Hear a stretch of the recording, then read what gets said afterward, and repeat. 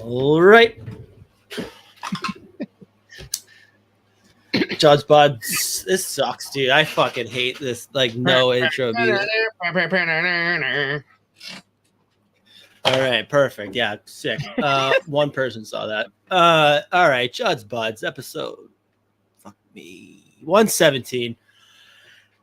As always, your host, Boxy, joined by my good buddy, Mr. at State of Hoppy. Hoppy, how are we doing today? Today in general, we'll say average, but I think you already know earlier this week we banked 2 great interviews for Fellowship of the Rink, one of which I know you were quite happy about. The acknowledgement from one Judd Brackett that this podcast does in fact exist, even to the point where he said that he can't start his own podcast because we already took the name he'd want. So you did good. Imagine. You did good. Yeah. We're gonna get a C and D. Well, actually, no. If he starts one, I'll send him a C and D. Isha's just going to drop that party interview in right here. Yeah, perfect. Yeah, that's good.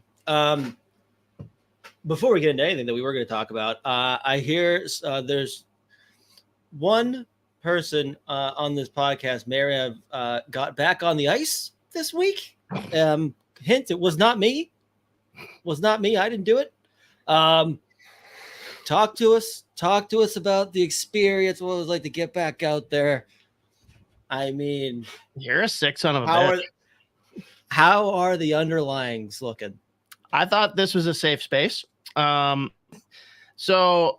it was a gong show for everyone involved, but some prelude into it. It was like the first game of like a summer league. So every Monday out in Eden Prairie, and our goalie 3 days before, he like works in some kind of industrial job, and he like literally like cut through his pinky and is out for at least 3 or 4 weeks, which I'm shocked that's like what he listed is like, it'll be at least 3 weeks. I'm like, dude, I'd be done for like 3 years, but that's beside the point.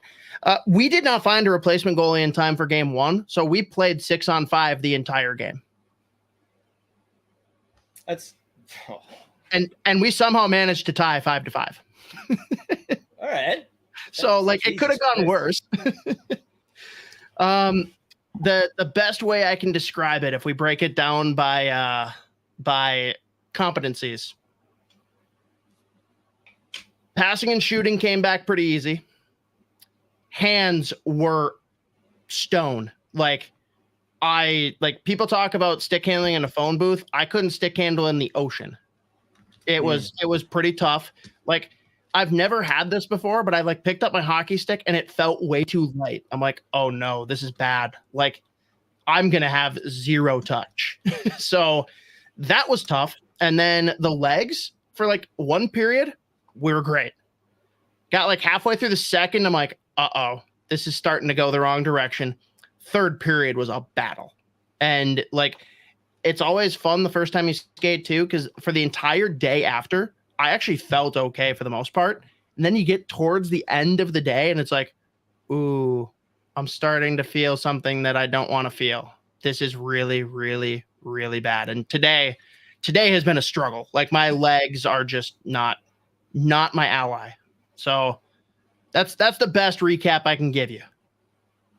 Dude, it's that feeling in the legs is sneaky top 10, 5, top 6 worst feelings in the world physically. Like, you're sitting there like, fuck, I really need to go like over there. Whatever I need is on the other side of the room. And I'm just like, I don't need it right now. And I look at my legs and I just say, how are you attached to my fucking body right now? And I'll just, whatever I need. If it's on the other side of the room, I'm like, I'll get that in about 3-4 days, probably, maybe. Maybe not though. I get real stationary. I love being stationary in general, but yeah, no, when the legs are just mangled and you're like, you feel like you've been like you just stormed the beaches of Normandy. You're like, I fucking played hockey for the first time in a couple years. It's a good feeling. It's not far off, man. And the worst part is the anticipation, though, because like I've done this before. This is not the first time I've taken a big hiatus from skating and come back. So like you're sitting there and you're like, I feel way better than I should feel. And that's scaring me because you know that the cliff is about to just appear out of nowhere. Did you feel like you were fucking walking down the tunnel of the Rose Bowl? Did that fucking Game 7 look in your eye? Dude, Bradley has it nailed. The problem is I'm in neither. Like I'm not in hockey shape or regular shape, but I did it once where like I was in probably the best shape I'd ever been, but I took about a year off from skating. Dude, I didn't feel any better then than I feel now. Like hockey shape is just different than other being in shape. He's totally right. And Mateo, you nailed it here too. The best part of my day is that the worst part of my day ended up being fake. Russo was very quick to debunk the news that the Wild were switching permanently to the North Star colors. Thank the Lord. I don't understand why people don't like the current Wild colors. I think the colors are great. I think they could do a better job with the overall like jersey look, but I'm good with it. I like the Wild logo. If they go the North Stars route, they need to change the logo. It is bad when they go to the green and yellow. It is like atrocious. So I don't know, but yes, Mateo, completely accurate. I cannot do a whole season of Subway, Edina, Green Bay Packers jerseys. Fair enough. Fuck, what was I saying? I was just writing something down, so obviously forgot everything I was about to say. But another comparison to Normandy with playing hockey. Yeah, me getting out of bed in the morning. It's the same. We sacrifice the same thing. Judd, I can't say that. If Judd was watching me, he basically would have like viewed me as being the shitty, out of shape beer league version of Phil Kessel. Like I was less. I would have looked like a less in shape Phil Kessel. Is basically how I performed. Like the shot came back. Like I ripped 2 posts. One of them went in. The other one felt real good. Passes. See, because we were playing 6-on-5, like there was a lot of like sitting back on defense and like playing a triangle of keep away and then just launching pucks. So I was just sitting back, just saucering pucks to the far blue line. And it's like a 70% connect rate. Yeah, but the ones that missed, I launched one right into a guy's tummy and he went in and scored on us too. So there was that. It's not all good. It's not all good things. Hey, you know who else does that? Evan Bouchard. All right, so it's fine. Oh, but, Evan Bouchard. That's tough. But again, not ready to talk about anything serious yet. No, but like you were saying, dude, like you felt good going in, and then it is you start playing like you're 15 seconds into a shift, and you're like, fuck me, get me off the fucking ice. And then I think about like a guy like Jack Hughes playing the last 7 minutes of a fucking hockey game, like tie it up. I'm like, what is wrong with these people? I don't even want to be able to do that. Whatever I need to do to get myself to be able to do that, fuck all that. I don't care about anything enough to work that hard and get myself in that good shape. Fuck all that. I don't give not one fuck. It is nuts. It's like 15 seconds in, and like I'll do that like on the pond, like no gear. I'm like, Jesus Christ, a couple strides. I feel like shit. And these guys are out here putting together like fucking multi-minute long shifts. I'm like, good, God bless you. Like, whatever, man. I don't care enough about anything to get myself to the point I could do that. But yeah, hey man, congrats on the tuck as well. Love that. I survived it. Goal per game rate. Sign this guy. Cap's going up. I won't be able to tell you what anything is. Though. I have no idea who's going to have the fucking cap space. Thank you, Washington Capitals, you dickheads. I loved that post, though, from Jay Fresh being like, I want to look and see how ridiculous the cap hit is for Tom Wilson until he's 37. But for some reason, I can't find it. Yeah, well, they were like, we gotta. This is a PR nightmare. What are we going to do? Buy the site. Like, okay.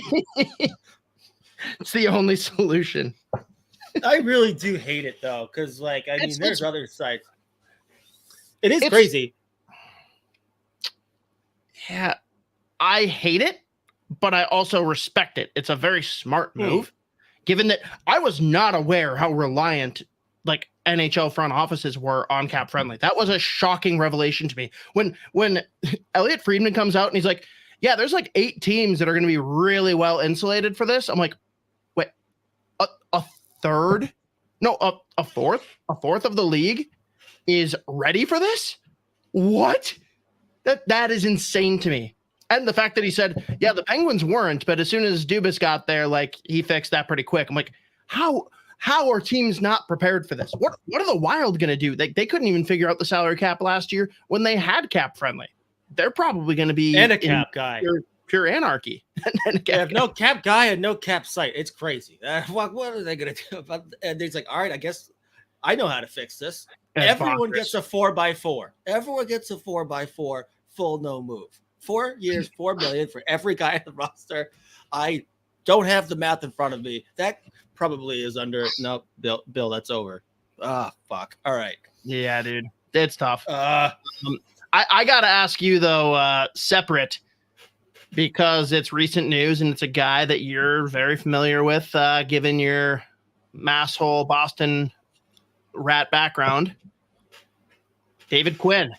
Should I be happy or unhappy that he is the assistant coach with the Pittsburgh Penguins? I like the idea of the Pittsburgh Penguins just hiring a bunch of dudes from Boston with Boston accents. That's going to be the funniest, like sitting down, like if you're a player and you're just hearing those two just like barking. I need them to hire like a couple more. Like I need a couple more guys with like very funny accents. And it's just like you're gonna turn around and be like, what the fuck is everyone talking about? But I don't know. I feel like David Quinn is an assistant coach. I can't figure out how I feel about it because like he went from being a guy, be like obviously head coach of the Rangers, head coach of the Sharks. And I think he actually is a very smart coach. I think it's going to be interesting with that mix of players because, you know, you look at BU obviously coaching like younger developing stars or whatever.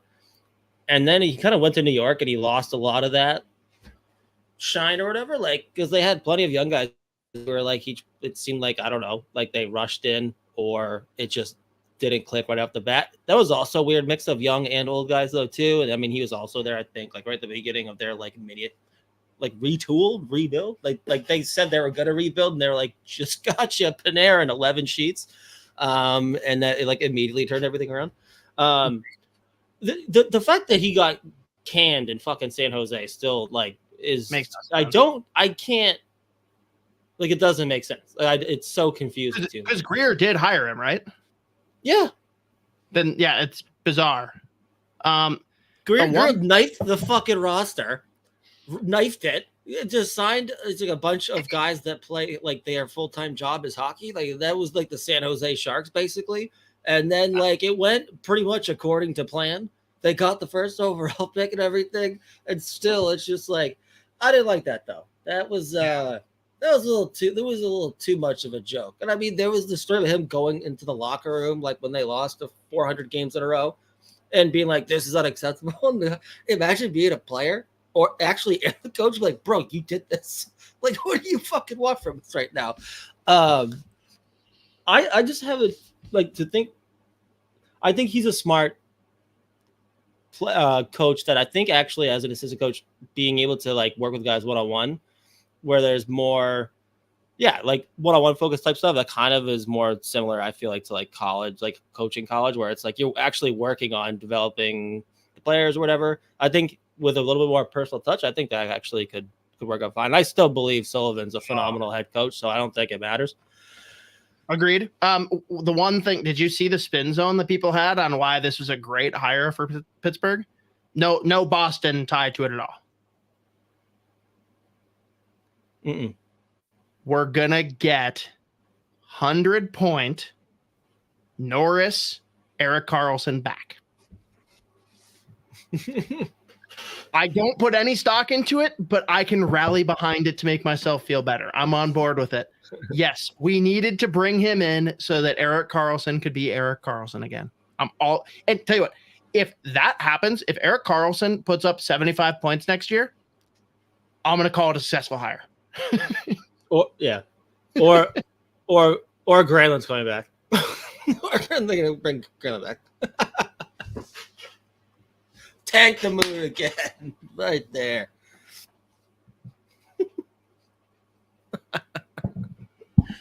It's not my internet. He's just frozen. He's frozen with just his stomach dropped. He feels sick. I'm just kidding. That's not going to happen. Don't you put that evil on me, Ricky Bobby? Don't you put that evil on me, Ricky Bobby? Oh my God, that was a shock to the system. I was not ready for that.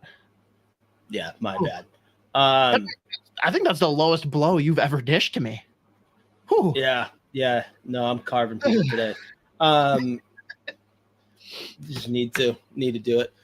But again, I just want them to hire another. Like, I'm trying to think of who else would be very funny to throw behind the bench there. I'm rocking. I've got about the last 2 nights of combined 2 hours of sleep, so my brain's off. So no one's coming to top of mind yet. In the middle of the show, I'll just like shout a name out. You're like, well, what? That's someone from Boston. That's it. Mm-hmm. Guy from Boston. Yeah. Yeah, he's like, hey, fucking. That's it. It's like, all right, yeah, do that. All right. Oh man. Well, I guess Stanley Cup Finals. You already mentioned part of the blunder there with Evan Bouchard throwing puck right up to the guy, but tough look. Being that game 1 was an extremely winnable game for Edmonton, they needed to have it. Obviously, Bobrovsky did what Bobrovsky does half the time. Game 2, we saw the real Florida Panthers. And it's not like the game was out of reach, but they absolutely controlled the game. Give me, I don't even know how to put it. Can Edmonton win this series? I should be careful. Make any kind of declaration. No, but declare it. Declare it. Fuck no. Florida, they are just such a better fucking hockey team. And again, Edmonton, that game, while they outshot the ever living Christ out of them in game 1, it's still it never really, I'm saying, yeah, of course Bob's making the saves. And it's crazy how Florida can play heavy metal hockey and then at the same time have a game where Edmonton probably feels we're right there. We're out shooting the shit out of them, whatever. And they're still they're just sitting back and they're just they're a puppet. They're just it doesn't really matter. They've proven the last 2 years that they actually can play. However, not how you want. They'll just be yeah, this is what we feel like doing today. And it's never the same. And I mean, when you have guys not named, Matthew Tkachuk, Barkov going off, and you're still winning. And that game too, good Lord. And I actually thought, in a way, what Bobrovsky did in game 2, to me, is almost even more impressive than just shutting out Edmonton in game 1 while getting drafted that shot. In that he had nothing to do for the first, whatever it was, 6-7 minutes, literally 0 shots on net, gives up the first one that he absolutely should have saved, and then just completely locked it down. And making every save ended up just being timely because there were so few. The bounce back from just letting in a dog shit goal 7 minutes in with the first shot on net and then just bouncing back all right, no, that we're good now, guys. I don't worry about it. Lock it down. It's done. It's over. And Edmonton at no point, it never felt like they were going to fucking score again. And the few good chances they got, Bob's just making it look easy because he's the most confusing goalie I've ever seen in my life. Where, again, the goalie lets in. It's how the fuck did that even go through your legs?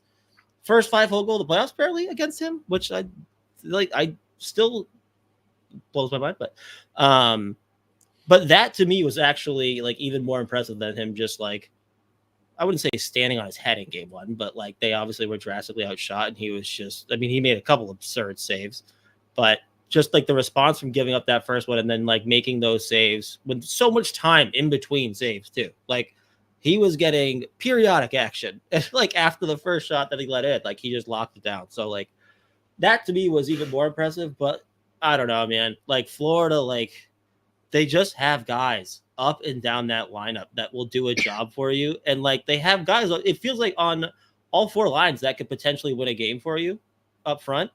And you've got Gus Forsling, who is one of the best defensemen in the league, and he can play 30 minutes. He's unbelievable. And like I thought Ekblad had a pretty nice first 2 games. Like again, I don't think this playoff's been like his best hockey I've ever seen him play. But he looks good. And I mean, like not even necessarily just because he's playing with Forsling. But it's just like I'm so much more confident, even if they're getting outshot by 25. It's like I bet they're winning 3-1. That's just like how it's gonna go, it feels like. So now I'm sure because I said that Edmonton's gonna pull off 4 in a row and win in 6, but it just feels done. And it's almost like I'm like, Are you with me though that if they do take care of business for these 2 home games, that it is like obviously it's like tied up again and it's a 3-game series, but I almost feel like that puts the momentum back in Edmonton's court, right? Like game 3 is basically the game to determine if there will be like a game deciding or a series deciding game. And if they win game 3, game 4 almost feels a little bit like a series deciding type game, where if Edmonton wins, ties it up, and then goes into Florida with some confidence and like completely reborn, you've got McDavid and Draisaitl buzzing, it's like weirdly tilted back. Whereas obviously if Florida takes either of these 2 games, good night, right? Yeah. And like for sure. And even if Edmonton wins game 3, I will feel not any different than I do right now. If they do, once it's 2-2, I'm like, okay, 3 or 2-1, I still am like, no, I don't give a fuck. Agreed. No, but 2-1 at least opens the door for you to like get there in game 4. Like, but yeah, I'm there. I don't even care necessarily about your opinion of the play itself with Draisaitl and Barkov. I want your opinion because it's been talked about a lot here. Do you think that whether it's regular season versus playoffs should have any bearing on suspensions handed out? Also, do you feel like the extent to which the player gets injured should impact the suspension? Yeah, I mean, I don't know.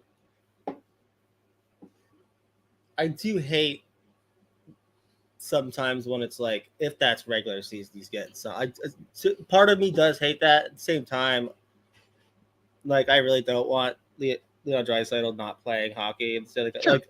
I also don't want Leon Draisaitl being a donkey like that. Right. It was that was just like, yeah. What are you doing? Like it felt like he was like, fuck it. That was a frustration thing. Like I understand where it came from. I still don't understand doing it, but I don't know. The one that gets me more is like whether or not like it's the same action, it's the same intent, whatever. I don't care if the guy gets up and is ready to play immediately or if he's out for a month. That shouldn't impact the suspension. Like 100%. Ridiculous. And that's how, but everyone thinks like, oh, if Barkov's not at morning skate, maybe they give out a suspension. Like that is the dumbest backward shit I've ever heard, which means it's probably accurate. Like, right. Yeah, no, I do absolutely hate that. Like one playoff game is like 4 regular season games. Well, it shouldn't fucking be. Like, yeah, no, that's what's crazy. It should be black and white, but it never is. Right. Yeah, that's the thing. That's what like again, like the NHL just loves getting its own way, where it's like, how do we get here? Like, how have we confused ourselves this bad? Where it's like, what month is it? All right. Is it February? The salary cap is so important, but it's a mystery where everyone's at within it. Woo! Yeah. Yeah, no, I'm on the same page 100% with like whether or not the guy, like, yeah, I don't give a fuck about that. Like, there are some guys that, like, even if you could, like, there's some guys with like history of bad concussions where it's like any kind of contact, they're gonna be in a world of pain, like potentially like serious injury. Other guys will get like rocked in the fucking head and just like boop, bounce back up. Right. I hate that. I do hate the oh, if he misses morning skate, whatever. I like, oh, he didn't come back in the game. If it's like a vicious fucking hit, like, yeah, like, all right. Like, and you fucking like fucked up. Isn't that a rule too, where if they give you 5 and the guy's like done, then it's an automatic game or some shit like that? I feel like I've seen that. I could be making that up. So, I don't know. There's so many stupid rules like this, though. I've heard the opposite though of the unspoken rule, where it's like if they would have given him a 5 and an ejection, like that makes you feel less required to suspend him because time served. But if you give him 2 in the first period, yeah, also true. But if you give him 2, it's like, well, I don't know, maybe there's some extra room where we need to give more discipline because that wasn't sufficient. It's like, no, it's a suspension or it's not. That's it. Period. Like, why do we do this? I don't understand it. Quick reminder for everyone, big mailbag episode and doing a little bit of our just figuring out who some of our considerations need to be for the all name team this year. And Sean Cosgrove, if you want us to read your question that was tagged on the previous post, we need a real player, not Phil McCracken of Nova Scotia. But anyone that's listening live right now on the stream, if you give us at least one all-name team nominee and throw in whatever question you have, and whether that's Minnesota Wild, NHL, NHL Draft, we're in. Get them in, submit them in the comments. We're going to go through the ones that were posted on our video first. But I think the other question on the series that I have, Z, we can talk about anything else you want to, but win or lose this series, is Bobrovsky a Hall of Famer? Because apparently that's the big water cooler discussion lately. If it feels, does he have 2 Vezinas? He does. Oh my God. It feels weird. Like, it really feels weird. Like, if he wins the cup, and like, I mean, you saw some of like the list that like NHL PR was like throwing out there for like whatever Conn Smythe odds, and like, again, I don't know how, like, I didn't see Gus Forsling anywhere on. I don't understand how that's humanly possible, but you know what? It is what it is. If he wins a Conn Smythe, wins the cup, he's got 2 Vezinas, and like there was a couple of years where he was looked at as what, like a top 3-4 goalie in the world.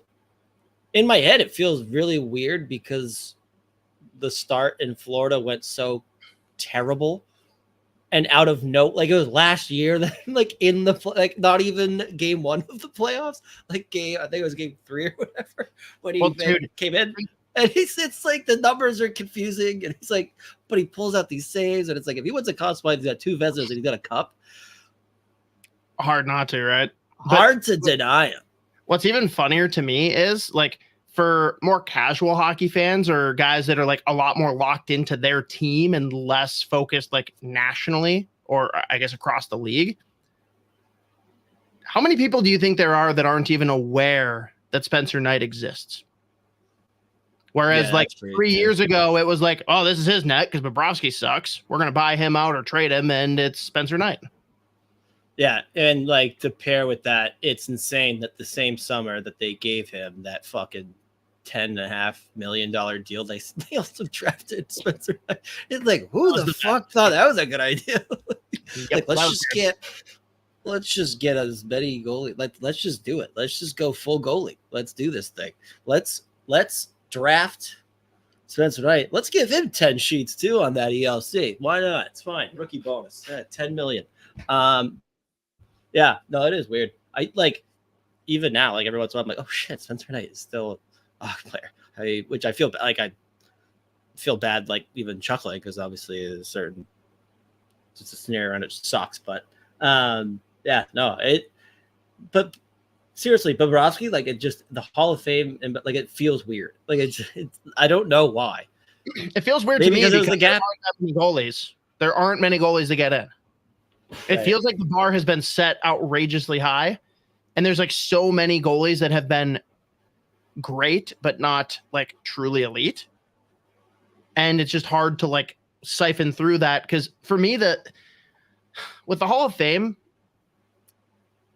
I feel like longevity and consistency is a big piece, and his career has just been so up and down. Like at his best, yeah, he's a no shit Hall of Famer, but it's like, do you have to factor in that there were really bad years for him? Like, does that go into play? I don't know. I'm not going to really care either way. Like, I'm not going to get worked up about it, but it is for the first time in a while. It's one that like actually has me stopping and thinking like, I actually don't know what the right answer is. Yeah, and I mean, like you said, like the longevity, like even more so, not even longevity, because like there's guys who didn't play that long, but because of how unbelievable they were for however long they played, like a guy like Cam Neely, Lindros, Matt Murray to the Hall of Fame. You heard it here first. There you go. Yeah. I mean, like people make that in like just bringing up goalies. Like people say the same thing about a guy like Tim Thomas. He won a cup, got a Conn Smythe, 2 Vezinas, and like obviously for a while was like in Europe playing, and then he came back. It was unbelievable. But like you said though, like the longevity, the consistency thing, for me, it's more so the consistency, and that's why there's so few goalies. Like first of all, there's just literally fewer goalies than any other position, but like it is so fucking hard to play. Like, I mean, just be a starting goalie for more than like 6 years, but just being like nasty, like Hall of Fame worthy the whole time is like borderline impossible. Like, I mean, I feel like almost every goalie has at least 1 or 2 years where it's like, oh, it's like that's not the same guy this year. Objectively speaking, and again, like I've spoken my truth. I am very objective when it comes to him, but I still love him. Marc-Andre Fleury is another great example. He's got the longevity and he's had great years. He's had some real dark times. And I say this as a Pittsburgh Penguins fan. I'm not saying the Penguins should have like immensely more Stanley Cups. They should have a lot more years where they got past the first round. And he was a big part of why they didn't a lot of those years. So like there's arguments we had across the board because everyone says he's like a consensus, like he's going to be a first balloter, which I respect. I've made my peace with it. It's okay. I think he's a Hall of Fame goalie. I think the automatic first ballot is something that's more questionable for me, but whatever. He's awesome. I love him. I'm good with it.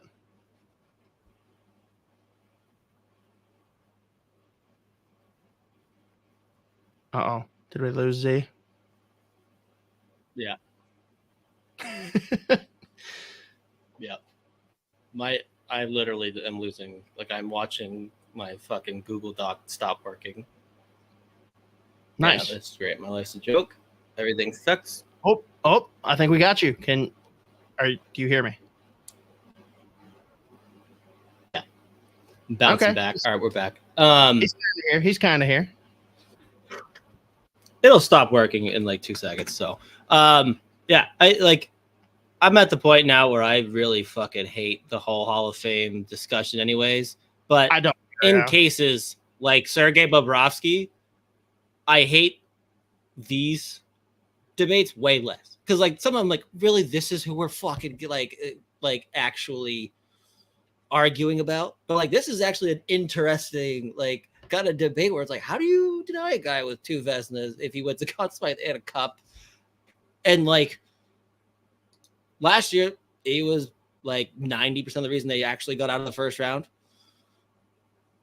And then started that fucking just warpath through like the Eastern Conference. And by the time they got there to the first round, it got it. Yeah, exactly. It's crazy. Like it's like that one to me. Like he is actually just like an interesting discussion. But I guess it always gonna come down to like everyone's definition of Hall of Fame worthy. And again, it's one of these fucking things with hockey again that like feels like some people say this, some people say that. It's like, oh, what do you know? It's goaltender interference all over again. We're doing the same thing. Whether or not they get the fucking Hall of Fame now. Great.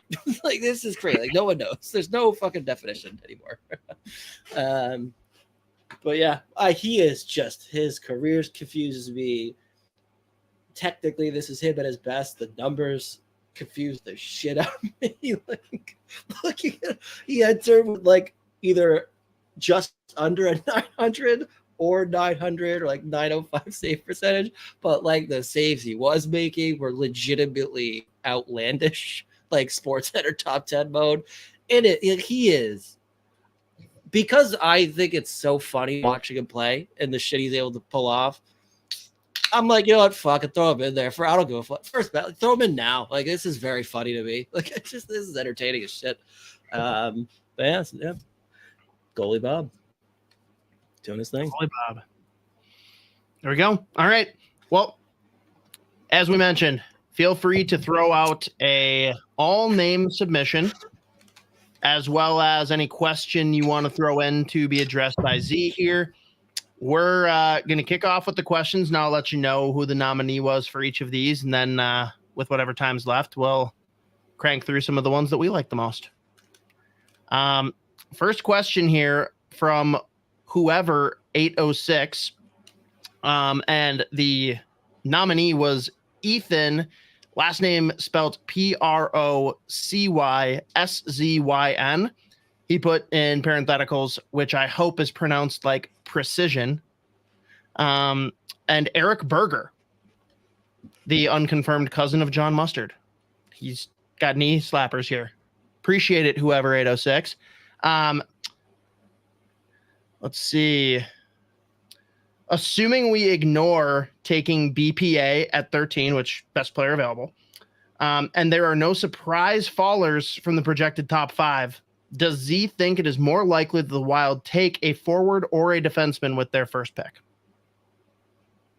Yeah, I mean, I think picking at 13, again, if we're going to take out, like, forget about the whole best player available thing, it feels more likely when you're picking at 13 that there's going to be more high-end, high-upside forwards that actually fit, like, what you're looking for at 13. Like, I think the big top defensemen in this draft, we're looking at a potential top 10 where like 6 or 7 are defensemen. Like guys like Lev Shunov, I am getting to the point where I am almost like certain that he's going to go to Chicago. We know Salayev's going top 10.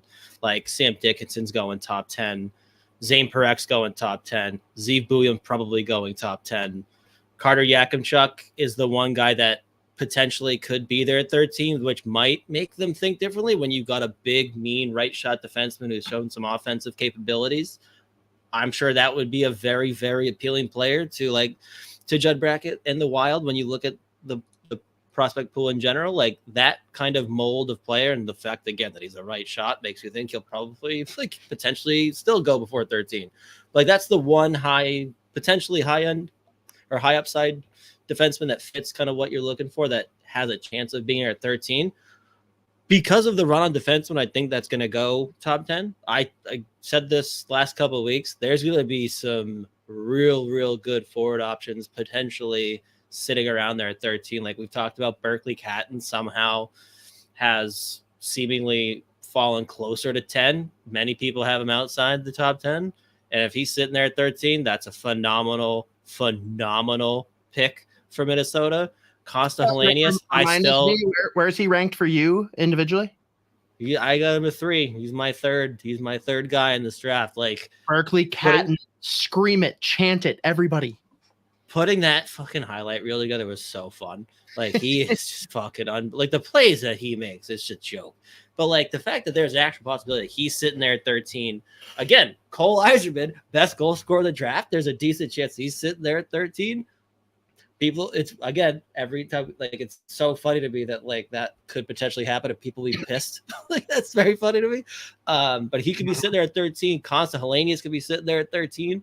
Like there are some legit top 6 upside like centers, guys that profile potentially as like high end centers or like the best goal scorer in the draft sitting there at 13. I feel like that's more likely. So given that we know that there's going to be a like a crazy, more than usual run on defenseman early, specifically top 10, I think there's just going to be like a lot better forward options that legitimately fit what you're looking for. And again, like Bronzek Nygaard as well. My guy, my boy. Yeah. We'll get into him. So I would say forward. Cool. Oh, yeah. All right. This is a much wordier one from one Evan Nowitzki, which Evan submits Raul Boilard from the Q. Sorry, Isha. And Teddy Stigo, which I think is like a low-key one that probably doesn't get enough consideration, but I know he's high on your board, Z. Not from talent, because yes, he is, but for all name team consideration. He says if Yzerman falls, I got to read it over here because it's all cut off. If Yzerman falls, Montreal might like him the most, considering Iginla and Lindstrom's status. After watching some of the media interviews with the prospects at the NHL Draft Combine, I think the Wild really like MBN. I do too, but I think we got to take Yzerman at 13. He's elite, he's young, smart, has more room to develop, and already has a respectable floor. Z, I know you'll address that. We need goal scoring, and that's what also intrigues me about MBN and his shot. Seneke has a lot of potential, but seems pretty raw, and will need some time to get professional. Yakimchuk is good for sure, but I don't think he fits our locker room culture. I need to know more about that. But in order, I'd take Yzerman, then MBN, then Seneke, then Yakimchuk. What do you think, Z?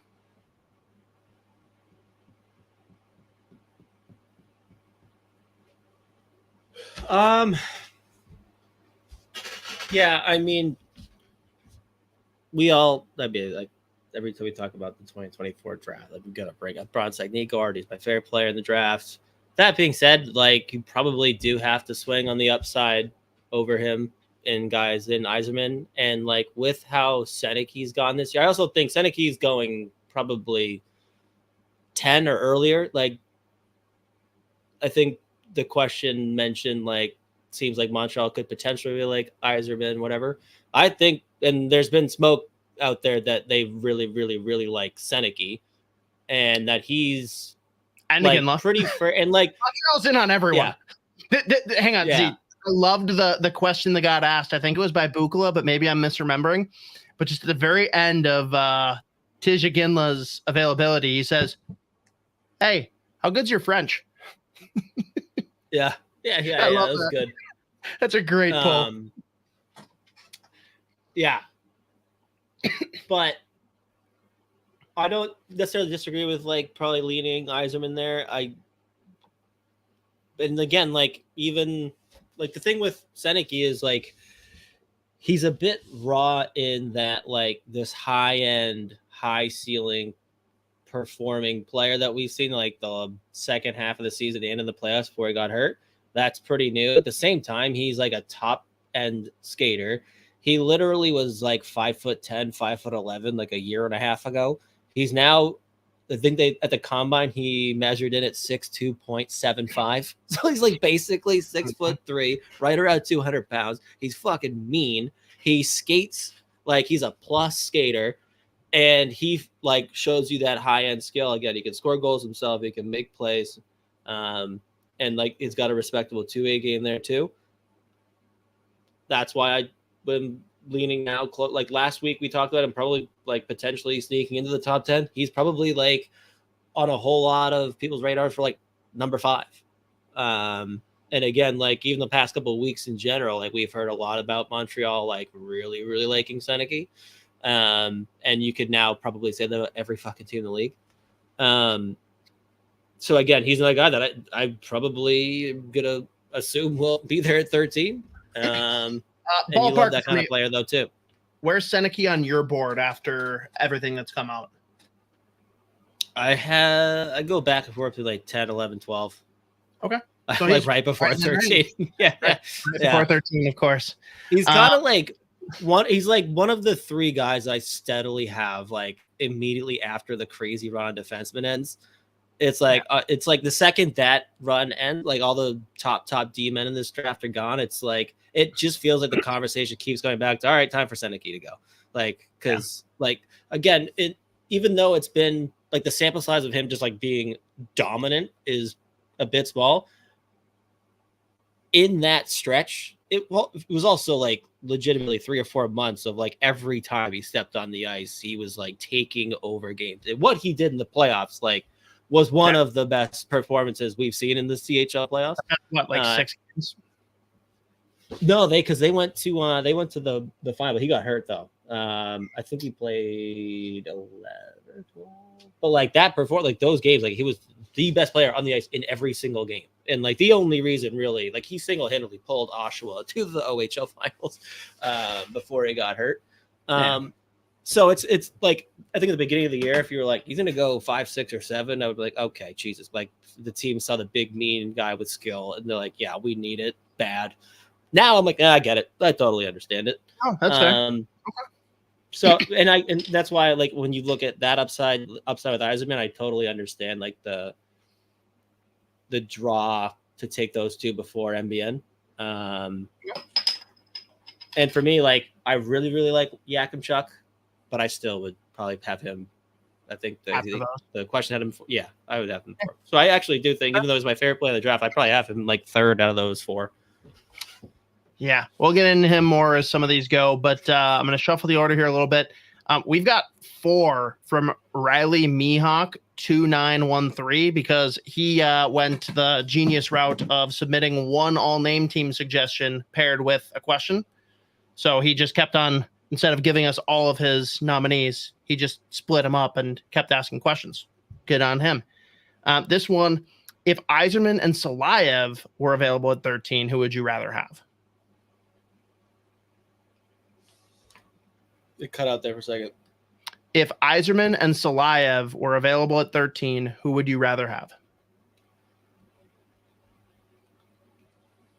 I think I'm going to go Yzerman, just like that upside with the goal scoring ability is like there's just not going to be very many teams in the NHL who are able to have that. Same time, like I have questions about Salayev. At the same time, he's an elite skating 6'7" defenseman that flashes offensive upside, that defends at a high level. That's very hard to pass up, and he's probably more of a sure thing, at least as far as like sticking and being an impact NHL guy. He's kind of the MBN of defensemen. Like the floor his upside though is, but his upside's a lot higher, I suppose. Yeah, that's the thing. It's just like we haven't really seen that like mold of player in so long. Yeah. Or ever, really. But yeah, that's fair. Well, okay. He's a fucking unicorn. Another one from Riley Mihawk 2913 that I'm going to pair with a comment here from Mateo because it kind of goes right into what you were just talking about. Riley says, would you be elated if we got MBN at 13? I'm pretty high on him. Right shot that can bury pucks.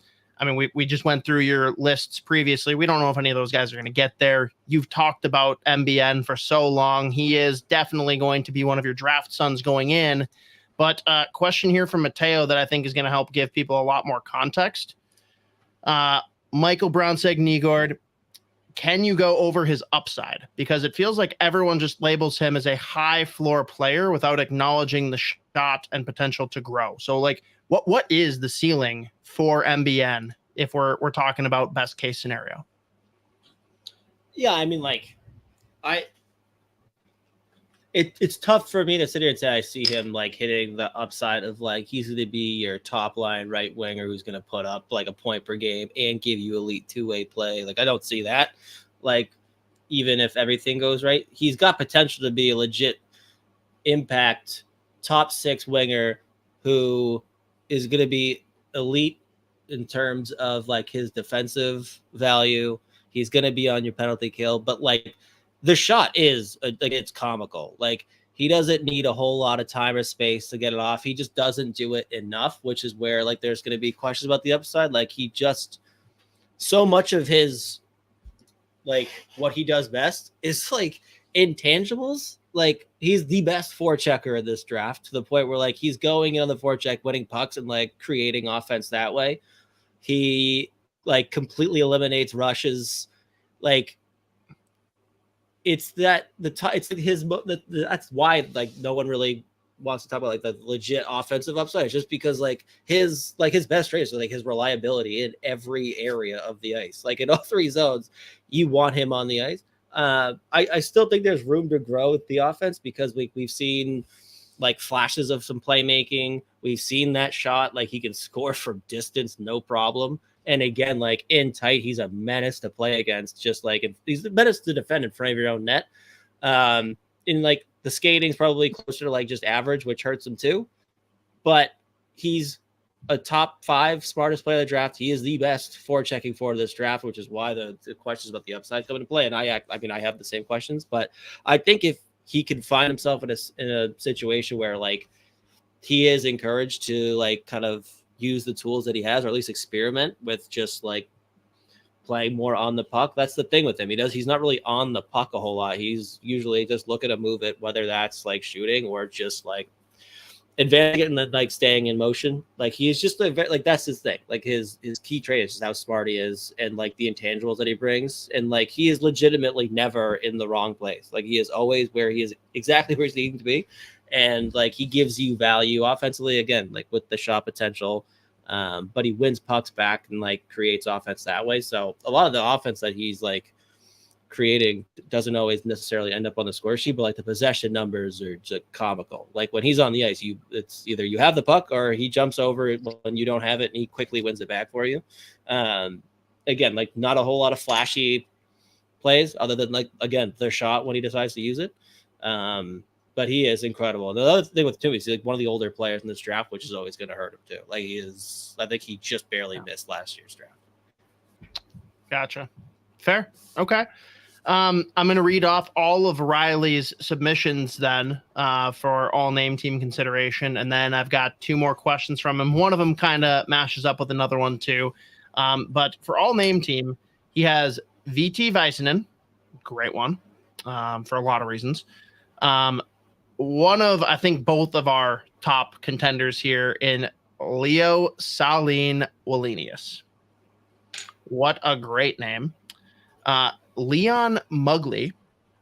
It's a fun one. Subtle, but effective. I feel like this is weirdly going to be one of your favorites, Z. Kevin He. I have a group of that kind of... Very funny. It's good. Can I just give you another one that's like a similar, the two similar vein? Let's hear them. I group Jack Good and Alexander Guy. I mean, he's French, so it's Alexander Guy probably, but like it's very funny. Like having Kevin E. Sorry, the first one was who good? Jack. Jack Good. Love that. That's fun. Yeah. Whoa. Okay. Next one. This is. I feel like this is gonna be a quicker one for you, but maybe you'll prove me wrong. From Riley, Tish or Consta, if they're both there at 13. Yeah, I mean, you have to go with the upside and take Tish. Like he'll go top. He's not going to be there. Consta, do you feel Consta Hellenius could be there? Yeah, I do. Just because, again, like, different player, but similar kind of questions in terms of, like, the upside as far as, like I mean, I go, like, people that have watched him forever, all in on the upside. Oh, God damn it, Cosgrove. Should name his kid TT. But, like, Hellenius, again, like, there's flashes of the skill. There's flashes of the offensive upside. Again, his real, like, the best parts of his game tend to be a little bit more subtle. Like another one of the better forecheckers. The two-way game is through the roof, like defensive value. And the thing with him is he actually turns defense and offense quite quickly, where like he's winning pucks back and then starting the rush the other way. So just given the fact that like a lot of times what he does best isn't something that's going to like necessarily pop in like highlight reels or like just stick out in terms of like a high skill play. And like even when you look at like his shot too, it's not like he's a good shooter, not in like the power that he generates or anything like that. It's the way that like again, because he's such a smart player, like he will shoot off the rush, like he'll create the lane for himself or just like find screens himself. And he scores a lot of his goals that way too. Where I was like cutting video of him the other day, and literally like some of his goals, like the shot looks great, but then like you watch it again, it's like, yeah, it wasn't really that hard. He just like kind of created his own shooting lane, like a no look, and like just put it exactly where he wanted to. So again, the fact that a big part of his like best assets is just how smart he is and how he approaches the game. I think that's a big reason that like he'll probably fall, if you want to say that, closer to 13 over a guy like Tish, where it's just like every time he steps on the ice, it's a fucking Sports Center top 10 mode play. And because if he goes past Calgary, like people are gonna burn shit. Yeah, I'm like I love Tish Ginla. There's legit questions there though. Like when you look at like the goals versus assists and like how many of his points came from him, just like being way more athletic and just like overpowering people like in the WHL, and like so much of his offense just comes from him like creating it for himself. I still think he's a top 10 guy obviously, but like I get the questions and like I have some of my own too. But God, he fucking rules. Again, that highlight reel, like Jesus, like every point was like insane. I was like, Jesus Christ. That was enjoyable. Honestly, that was probably the number 2 for me behind the obvious being Demidov. Demidov was very enjoyable. Demidov. Hey, that's what we should talk about too.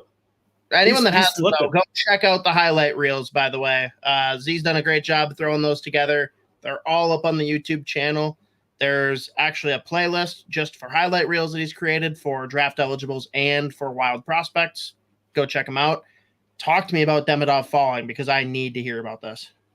So I was listening to some people talk about this, and like what we talked about, I think it was last week, but we talked about it just in general. Like the question with him was just like, all right, like he's doing what he's doing in that league where it's just like he's preying upon people. And just given the fact that like he's also, and this is something that's come up last couple of years, there are teams that are like getting not psyched about players in Russia who play like in that SKA system because of the fucking like the way that they do it is like way worse than like all the other Russian teams who like don't play young players. Like SKA's is getting to the point where it's like, fuck, like God damn it, this kid's unbelievable. He's not gonna play the KHL until he's like 20. Like they're just not gonna let him. So there's people that have concerns about just the fact that he's in SKA system, the fact that like he's only done this in the MHL where he's just like, again, just torching everybody. I still believe in the upside. He's gonna he's not a guy that you take 2 overall and expect him to go play in the NHL next year. I still think there's room to grow because that is legit. Like you can't jump from fucking MHL, like Russian U20 to fucking like that doesn't happen. But like you take him now, you still don't even know if he's gonna get any looks with SKA in the KHL next year. And it's like, okay, is he just going to keep like he doesn't even need to do anything that would translate in the NHL. Like he doesn't have to in the MHL. Like he's still going to put up over 2 points per game. So like, again, for me, still second overall, just like that upside, I think it's comical. Like, I think not necessarily his floor, but let's say he hits, but not at like the absolute highest of levels that we think he could. Like you're looking at a guy like Lucas Raymond, like the shit that he could do. And it's like, that's not bad. That's pretty fucking awesome. So it's, yeah, but like, so there's teams, obviously, again, like we hear that it would be shocking at this point if they didn't take Levshunov at 2. And at that point, Anaheim has been talking about wanting defensemen. Who the fuck knows what Columbus is going to do now? I have no idea with them anymore. They could be a team with that. I could see them be like, yeah, fuck it, damn it out. Correctly so, by the way. At that point, we don't know. Like Montreal is all about a kid like Benek Sedeki, so it seems like there's actually a possibility where he goes after 5, which I think is asinine. But so you're still firmly number 2, right? Yeah. Oh yeah. Okay. let's go to the last one here from Riley, which also pairs up with one from Mateo. Riley says, would you trade up in this draft to go get one of these top players if you were GM? Weird. Maybe that makes sense if someone like Demidov starts falling. Ooh, that'd be a good way to keep Kaprizov. So if you were GM, would you do that? We have 11 picks in 2026, so the capital is there. And Mateo throws in, Judd talked about the possibility of moving up this year. I'm assuming he's alluding to Joe Smith's article that just dropped today, that came from the interview that you guys will all be listening to next week on Fellowship of the Rink. Any of you that haven't already, go subscribe. Fellowship of the Rink podcast. We have the entire interview with Judd Brackett, whereas I know Joe only plucked a handful of the questions that we addressed with him for the article that dropped today. So go check it out. But he did talk about the possibility of moving up. In your opinion, who do you think the Wild would be targeting in that type of scenario? So do you think we should move up at all? And if so, who are the guys that you and or Judd would move up for? I would not. Because realistically, I can't see like a team being down to move. Like, and also how high, like, could they possibly move up? When I look at the teams in front of them, like they're probably looking at, I guess, jumping 1, maybe 2 spots. Because I don't think any other teams are going to be all that interested in. Where does Ottawa pick? Where's Ottawa at? 7. Okay, dude. You're telling me that they don't want Gustafsson back and to bring 67's star Marco Rossi over? They're both available. Yeah, if they, okay. Yeah, no, I'm sure. Hey. But, yeah. Those 2 plus 13 for a team that's already stacked with prospects? It's not the craziest thing.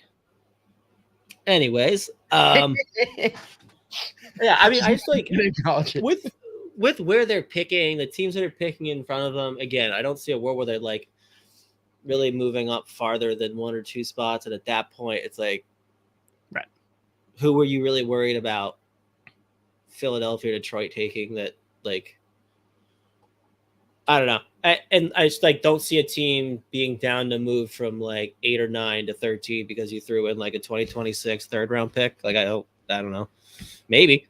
But I still think, just given the fact that there's going to be this crazy run defenseman, there's going to be some legit players sitting there at 13. The one guy that I wonder about that, like, if they, like, let's say New Jersey picks at 10 and all of a sudden you still have like Berkeley Catton sitting there. Mm-hmm. That's where it's like, oh, all right. We're kind of cooking right now. Again, like at that point, usually they have a pretty good idea of like who the other teams are looking at. And at that point, after 10, I don't know what team in their right mind wouldn't be looking at Berkeley Catton. So that point, maybe it's like a moot point anyways. But I also think, again, like New Jersey, like the two guys I'm certain New Jersey's like salivating over if they don't move that pick. Because that's the thing though. They've floated that they are like open for business. Interested. Yeah. And at that point, what are they looking for? A fucking goalie. Yeah. That's where it becomes like, oh, wait a minute. But again, if there's an option, I still see them taking guys like Hellenius or Cat in general. So, yeah. But like, again, that mold of player. So Berkeley Catton basically is my answer to that. You know where Catton's going to be drafted, right? Like, it's basically been decided by the hockey gods. Our friend here, whoever, has pointed it out. If the Sabres draft Catton at 11 after getting Zach Benson at 13 last year, ... this would literally be the way to penetrate my heart effectively. I would throw up. I'm still not over Zach Benson. God, he's the one that got away. And Cosgrove, of course, loved it. Yeah, of course. All right. Got through that. And of course, Mateo's submissions on the original post. Alphonse Fry, great one. And of course, Zeev, is it I've heard it pronounced so many different ways now. Is it Zeev Buyam, or is there like a different pronunciation we should be going with? William. Okay. There's a lot of people out there that are really struggling then. Okay. Last one here, even though he did not effectively answer the prompt. One Sean Cosgrove gave us Phil McCracken. Oh, so good. As his nominee for all name team. But this is one that I couldn't not ask because it's an interesting name that I didn't realize how far he had moved up, like the actual lists of late. We have, he said, I want the Wild to pick Colin Ralph because #1ofus from Maple Grove, and he's a big defenseman. I know nothing about him, but he's 6'4", 209 pounds, and playing for the Huskies next year. Looks like a 3rd, 4th round projected. I'm seeing very different than 3rd, 4th round. I don't know, Z, what can you tell us about this player, and where do you think he's going to fall in the draft? Oh, he's legit. I would say he's probably closer to like late 2nd, early mid 3rd round. When you look at the fact that he's a 6'4" guy who is, what is he, 210 or so? But like 209, there you go. Like legit plus skater, like unbelievable skater for that, not just like for his size, but actually just in general. Like he's one of the better skating defensemen in this draft. Whose skating's more impressive, his or Salayev? I'd probably still lean Ralph. Oh wow. Okay, I like Colin Ralph then. Yeah, no, he's legit. But and I mean he's shown some offensive upside too. Again, like one of the knocks on him is just like he's in October of 2005, so he's one of the oldest players in this draft. But like again, he's big, he is an elite skater, and like kind of if you're thinking of like a defenseman, like the prototypical defenseman that you just like desperately want in like you're probably on your second pair, you're looking at Colin Ralph. Like he is an elite skater, he is an elite defender. He's shown some offensive ability as well, but like whether it's in zone, but in particular, like defending the rush, like elite, one of the better defensemen just in that aspect in this draft. And again, like he pairs his skating with that like rush defense where like it's not just, we talk about this draft like these guys have all the tools. He's got those tools, but he puts them together specifically just like defensively against the rush. And like again, like when he gets the puck, does he break it out? Like he's elusive, like he is legit. So I would probably, just given the fact that he's a 6'4", 210-pound like defenseman, he's probably going to go late 2nd. But yeah, and I don't think that's necessarily a bad pick at all. But yeah, he's legit. He's a real good player. Again, he's going to St. Cloud next year. I think he's going to do quite well. In college hockey, but I like him a ton. Like, just like specifically, just like a guy like you just like watch him skate. You're like, this, how the fuck did he get from there to there in 2 seconds? But yeah, no, he kills plays, defends the rush, and even in zone too. Like he's a menace. So I like him a ton. And by the way, like the first question, the all name team kid, like hopefully it's pronounced Precision or whatever. He's legit too. He's fucking big. He's a right winger, dude. Like another guy that never stands still, and like kills guys, but has some legit offensive upside. Like he's a good player. So I just wanted to throw that out there. Okay. I like that. Yeah, we got one last one. Fast. We got one last one that was submitted here on the live stream. First, we'll take the submissions here, which Bradley throwing in some bomb submissions if these are all real. First, I gotta ask you, is a Miroslav Shatan Jr. that's real? Oh my goodness. I have another one to add because Dan Bradley brought this one up. You know who else is draft eligible this year? You're gonna laugh. Vladislav Brizgalov. Guess who his fucking dad is? He's a goalie.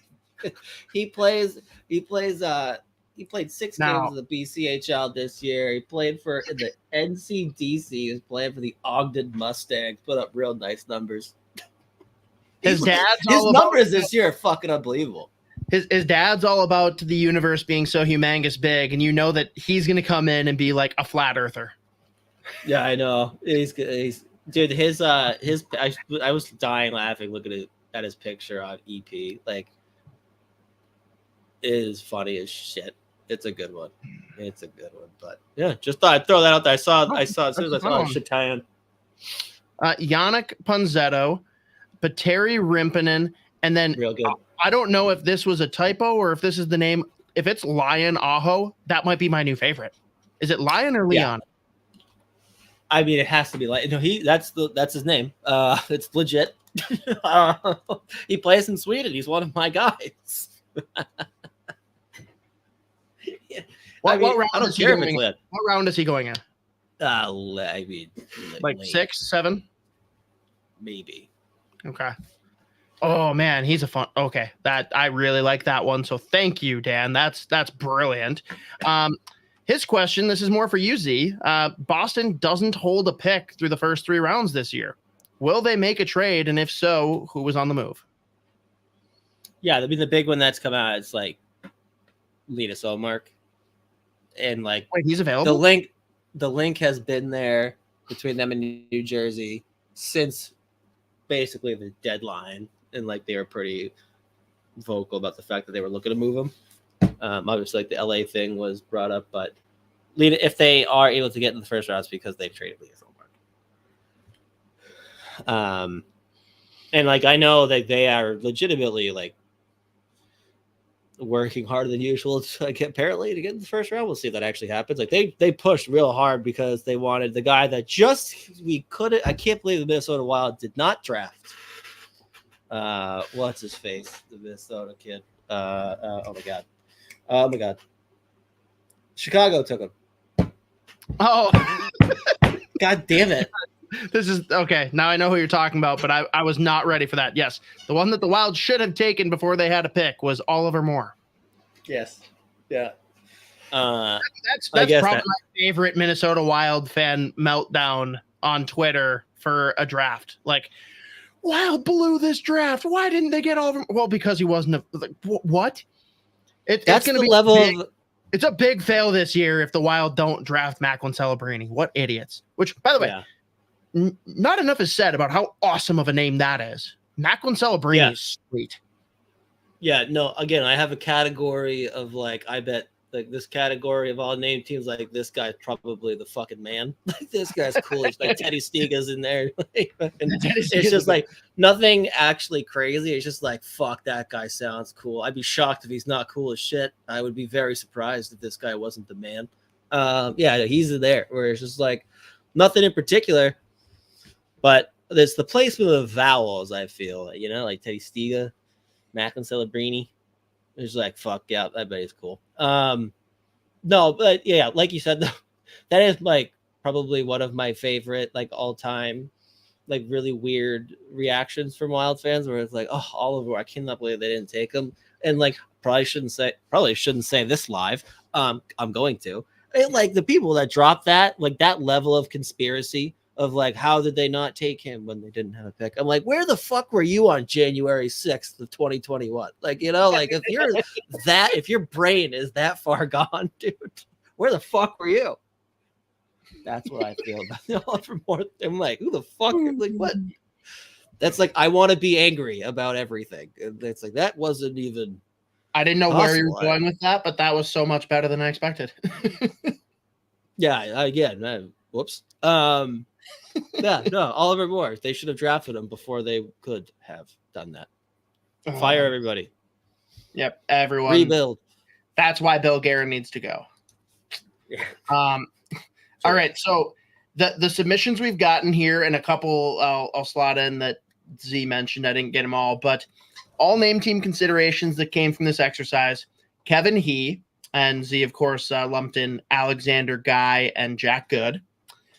We've got Leon Mugley, Leo Saline Wallenius, VT Väisänen, Raul Boilard. Sorry, Isha, he's in the queue. Teddy Stiga, Ethan Precision, which if it's precision, that's like awesome. Eric Berger, Alphonse Fry, Zeev Buyam, Yannick Ponzetto, Petteri Rimpinen, Miroslav Shatan Jr., and Lion Aho. Man, that one just vaulted up my charts. I did not know that was an option. I mean, I didn't get that deep on the list. Drafted. If he gets drafted, it's because his name's cool. I shouldn't be mad about that. Which would make you the best GM league. So it sounds like you've got a bunch of different categories here, Z. Maybe you should just break down. Let's go category by category and talk about the guys. Like the ones that we haven't mentioned yet? Yeah, the ones you want to talk about. Oh, Mateo just commented one of my favorites. What did he say? Oh, damn it. That was the first one to fucking bring up. So he's in the same category. God damn it. He's in the same category as fucking Celebrini, Teddy Stiga, Jet Luchenko, who's nasty, by the way. He's a phenomenal player. And then the other one I have in that same category is Maxime Massé. Okay. He's either super cool or a huge douche. I don't know. I don't know. But he's nasty. Throw him in there. And then I couldn't figure out if he belonged in this category or a different one that I have as well. Andrew Basha. Like, I don't know if he belongs there or not. So I want to throw that in there again. That's up for debate. Zane Perek also in that category. It's a cool one. Zeev Buyam also in that category. This is a pretty good draft for like this guy sounds like this name is also just like deep with all name considerations. And then you got poor bastards like Gabe Smith. Yeah. Sorry, dude. Not your ear. And then just to continue on the category of like the Jack Good, Alexander, I'm not going to say Guy. I have to say Guy. Kevin He. Same category. John Mustard. Just like, yeah, he's here. Like, just reliable. Just like, yeah, he's here. He's going to do a job. He's the guy that shows up. He's like, I'm here to work. You know, like that's what that feels like. He feels like a John Deere type of guy almost. I've got one that almost feels like it's in that category, but almost like the opposite in a sense. Jimmy Dodeg. Yeah, that's a good one. Like, it's just like, I like that one. It's such a simple, unassuming name, but then like you stop and like say it over and over. It's like, Dodeg? What? Yeah. One of those weird words. Road. Rude. I have a guy. Fuck. I have a guy from the Portland Winterhawks, WHL. I couldn't figure out if I was gonna put him in just like this guy's the man probably category, or if he needed his own, and I could probably scroll through and find others that would go in this one. I really like it. Diego Buttazzoni. It's like, I can't tell if he like that feels different. Like it feels like a different category than the Celebrinis. Well, no, it's definitely a different one, but it's worth noting. There's also like the God damn it, you sound like a dickhead. I hate that you're really good at hockey. Simon Pierre Brunet. Yep. And nope. The next one, I'm gonna go in that same category. Maybe you've already got it down. Lucas Van Vliet. Yeah, exactly. It's like right in the same category. I don't know. That one feels like my dad's the CEO category. You know what I mean? My dad's a lawyer. I just had this ridiculous list. I was dying laughing putting together this list. Oh, also the first category, and who is nasty, actually. He had a chance probably to go the first round on his talent alone. Miguel Marquez. Fuck yeah, dude. Nice. You think that kid doesn't ride a fucking motorcycle? You're out of your mind. This is one that I feel like kind of goes in that category too, but maybe not quite. Maybe I'm way off on this. You can check me at the door. Anthony Spellacy. Spellacy. Spalacy. I'm reading it like legacy, but it's spellacy. That's cool. I like that. That is indeed it. You know? You're sitting here saying guy, and you're going to question my pronunciation? Yep. That has to be correct. Also, this feels like you go the same category as our boy Diego. Giovanni Di Giulian. Very good. Yep. I like that one. I like that one a lot. How do you pronounce this one? I'm just going to call him Tommy D. Thomas D.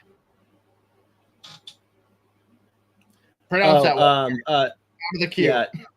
De Rousseau. I don't know how to actually say it. That one is going to break people's brains on the back of a jersey. Yeah, that's like the Bruce Davidge last year, or 2 years ago. This one goes in the same category as our guy Kevin He, Alexander Guy, Jack Good, and John Mustard. I'm throwing in where did it go? I fucking just had it up. Nathan Free, Free. Oh, okay. He's here. He puts bootstraps. Just there's a lunch pail to work kind of guy. I like that. I'm big fan of that one. Same thing, like David Green, just like he's here. Like it's like he's probably here to work. It's fine. Do his job. Go home. There's one here that goes in the category of like it's not even the pronunciation or anything. It's just the spelling that I can't get over. And it's Thomas. Is it Mrsic? MRSIC. That's just like Mrsic. I love the like MRS to start it. Like, no, that you can't do that. That's illegal. Yeah. You know what the thing with the all name team is? I feel like at some point we just have to accept like and there's nothing to do with that dude. But like Finland, it's just like they get I don't even know if I can like count like because it's like it's Finland. Like that's the category. It's like guys from Finland, and it's like every fucking draft eligible guy from Finland, except for oh god damn it! Oh my god, this is where my brain turns off. No, this is gonna piss me off now. Jesus, bummer. Hold on. I'll just throw in another fun one because I don't have the categories like you do. I just have names. And I don't even know how to pronounce the last name here, but first and last name both just slap individually. And this is Hiroki Gosic. Mm-hmm. Gojsic. I'm a fucking idiot. The only guy that is Finnish that like doesn't go on the obviously this guy is from Finland category is Brad Lambert. That's he's Finnish? It's like if you just same category but question mark on the end of it. Everyone thinks he's from like Milwaukee or Cleveland. Nope. Finnish. Oh, that's good.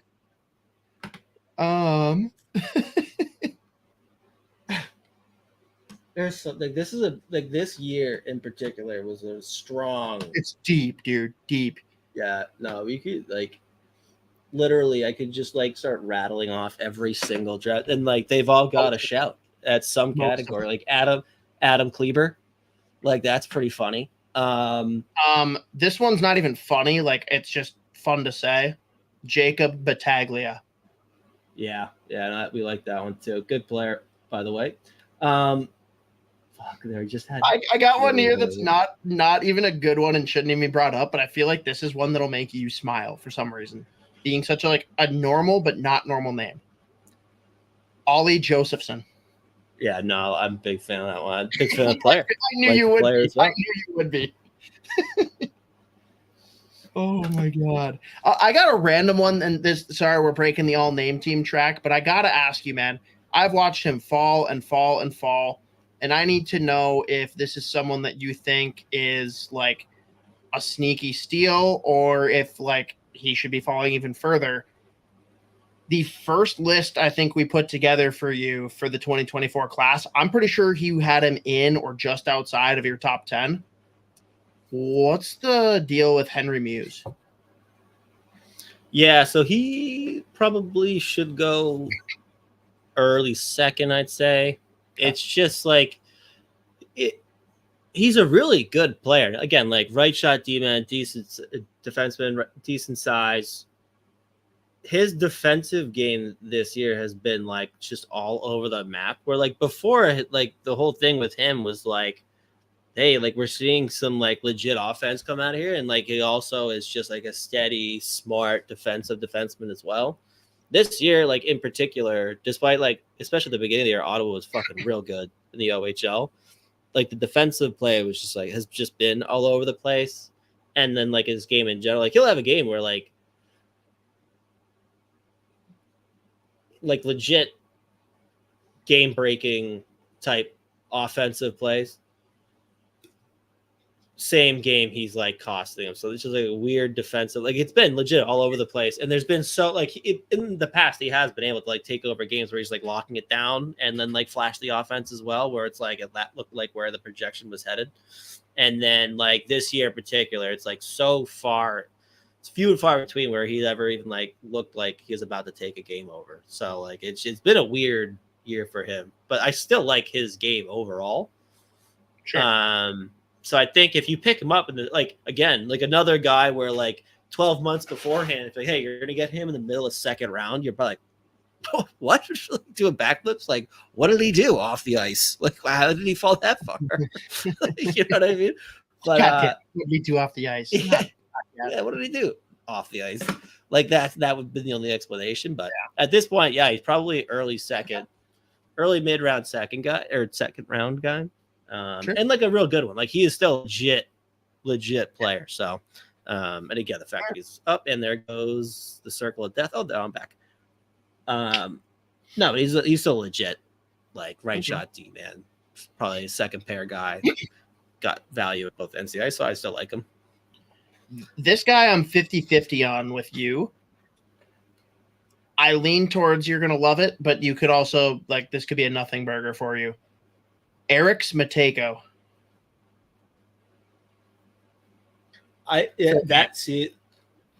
My reaction to the middle is like, I want to like it. Why am I not liking it more than I am? Yeah, I like that it's Eric's instead of he's Eric.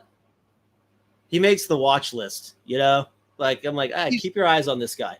He's honorable mention, consideration, whatever. Yeah, that's fair. Let's find out let's wait to find out what his middle name is. You know. He's got sleeper potential. There we go. Chase Whatski's a good one. That category is spell it. The last name is WUTZKE. By the way, he's a goalie. That's pretty cool. That's the goofball category, or I don't know them at all. He could be not funny, but like I'd be shocked if he wasn't. That's awesome though. I like that. Dang. Okay, that's pretty solid. It's not like a crazy last name because we've heard it before with Miettinen, but the fact that the first name is Julius just makes it so cool. Phenomenal player. Very, very good player. Gotta go early second round. He rules. Try this one on for size. Vasily Zelenov. Okay, Vasily Zelenov. That's fun. Assassin. That's the assassin category. Like this guy probably is an assassin. Okay, I can work with that. Where rocks it's a beanie, but it looks like a skull cap. Though one of those guys. Just super tight beanie. Oh, the description's perfect. You know what I'm talking about. Well, I know exactly what you're talking about, but like I didn't get there without you giving me the visual with your words. It was perfect. Oh my god.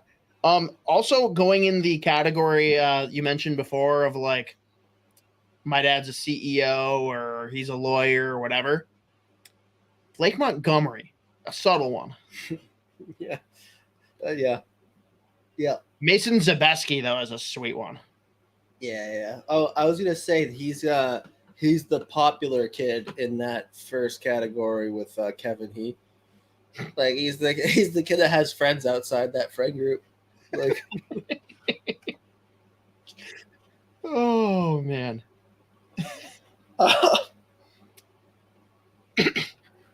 This one is I can't even convince myself that I love it, so like I don't know that I love it, but just another one. Like there's a lot of them for me that it's not that I love it, it's just fun to say. Luke Misselbacher. Yeah, I like that one. That's a pretty good one. Yeah. No, we like it. We like that one. Where'd it go? Oh yeah, I mean, just another phenomenal player, Daniil Ustenkov, like menace. I don't know. Are we gonna do this for like hour and a half? Like, imagine actually sitting down and listening to this. By the way, yeah, I was wondering how many people are still here. No, if you have any last ones, throw them in. I think I'm pretty much tapped. I'm making sure I didn't miss one, but my dad's the CEO, Matthew Van Blaricom. I don't think you said this one, but now I'm like second guessing myself. Did you say Kuzma Voronin? No, I did not. Kuzma's a sick name. Assassin. Way more for the first name. Assassin category. And I didn't see this one until just now. You're going to think I'm an idiot, but I love this. Jackson Smithnecht. That's nice. I like that. Hey, all right. My actual last one, since you said Jackson, this is Jackson Vaughn, but guess how you spell Jackson? It's not Jackson. Nope. Jaxsin. Jackson Sisson. All right, we gotta stop rowing top. You have to stop. Is Logan Crosby related to Sydney? Yeah, it's his brother. He's in the queue. I don't know. Not brother. Yeah, no, it is. It could be like a nephew. And it's Pionk's son. And now we've lost the three people that were left. Yeah, no, it's over. It's done now. It's done. Kill it. All right, so that is the full list we're working from.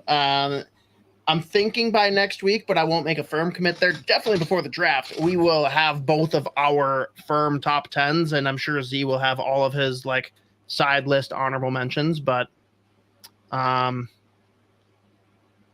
I think that's what we got. Yeah, I don't know.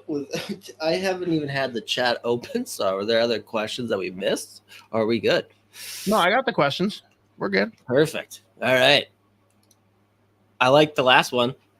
I feel like having a Z in your name is a cheat code for making the alt name team. Yeah, I mean, it's automatic. I mean, my real name doesn't have a Z in it, but like, I mean, yeah. It could. I could throw it in there. I'm going to find a way to get one in there. I think that's tough. It's all right. So it's next year. Okay. All right. I have no idea what we're going to have. Next week, we're going to do an hour on all the tall guys in this draft. No. Anyone I am just going to list. They're not 6 feet. I am just going to list every draft eligible player who's over 6'5". No. Power ranking the tallest players, literally just going in order of height. Well, I mean, Miroslav Shatan. He's the same size as Dean Letourneau, 6'7". Isn't that also Salayev? And there's only actually Gabriel Eliasson's going to get drafted too. He's also 6'7". It might be the meanest player in this draft. Oh man, we didn't mention Anthony Cristoforo. Yeah. I left him on. I've got about 50 to throw in. This is a way to really than we've ever had. Yeah, no, I started going down like a rabbit hole. I was like, oh, I gotta stop this. I got stuff I gotta do in real life. I get like, hey, can you come over? No, I can't hang out today. I've got a school project that I'm working on. It's very important. And then they were like, no, okay, just you know what? Actually, don't come over. Like, don't come hang out. Like, yeah, I know. Anyways, yeah, next week all tall guy draft.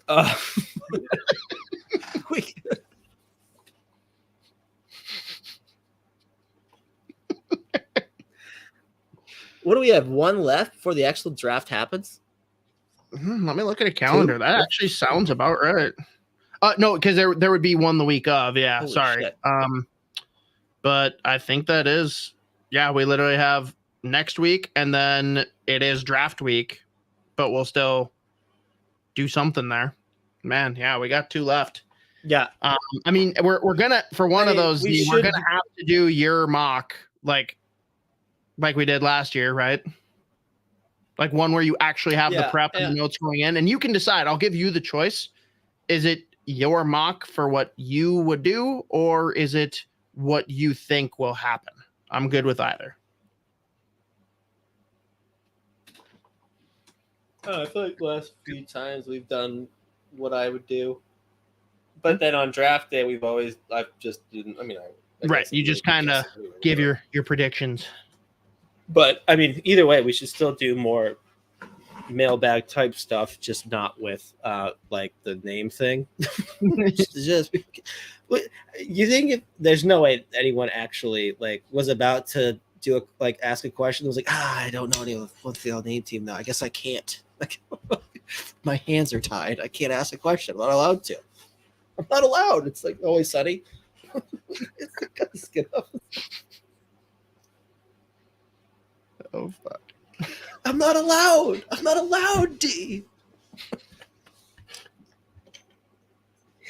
Please turn this off. Please let me go home.